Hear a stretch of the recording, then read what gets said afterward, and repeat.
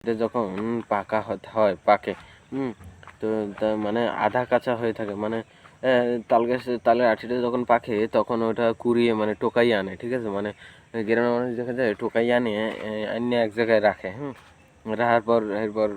রাখার পর দেখা যায় যে আপনার ওটা ছিলায়, ঠিক আছে, উপরে যে কালো ছালটা ওইটাকে ছিলায়, তারপর পাতিলে একটু পানি নেয়।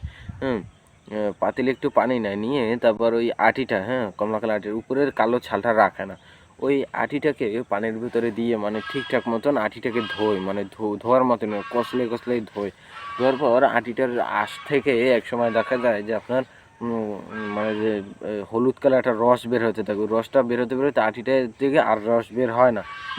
তখন ওই রসটাকে মানে আটিটাকে চিপড়িয়ে আটিটাকে পাশে রেখে দেওয়া, রসটা বের করে ওই রসটা থেকে আপনার নেট দিয়ে কিংবা কাপড় দিয়ে ছেঁকে ওই তালের যে আটির যে আঁশগুলোও বের হয় কিছু, ঠিক আছে, ওই আঁশগুলোকে তুলে নেওয়া হয়, একদম ফ্রেশ রসটাকে লয়।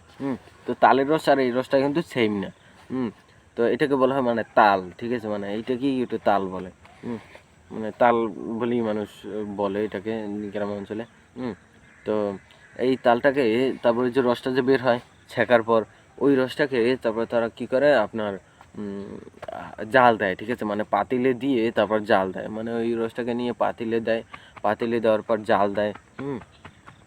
জাল দেওয়ার পর, ঠিক আছে, আপনার ওই পাতিলে নিয়ে জাল দেওয়ার পর তারপর দেখা যায় যে ওটা থেকে আপনার মানে ওই জাল দিতে দিতে একসময় ঘন হয়ে যায়, তারপর ওটার ভিতরে চিনি দেয়।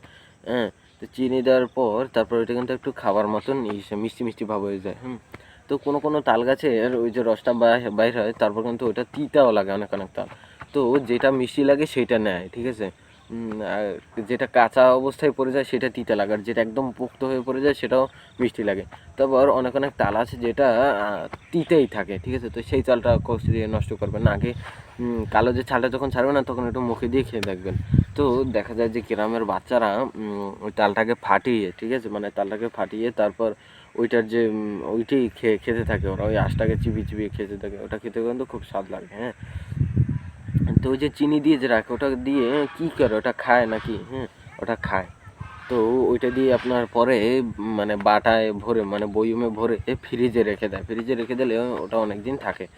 যখন তাল পিঠা খায় তখন তালের মানে গুঁড়ি কুটিয়ে মানে চাল ভিজিয়ে ধোয়া দিয়ে, ঠিক আছে, মানে আল্লা চাল বলে যেটাকে, যেই চালটা সিদ্ধ করা হয় না। ধান যখন ওঠে তারপর ওই চালটাকে শুকায় 4-5টা রোদ দেয়, এমনি খাবার ধান তো আপনার সেদ্ধ করে।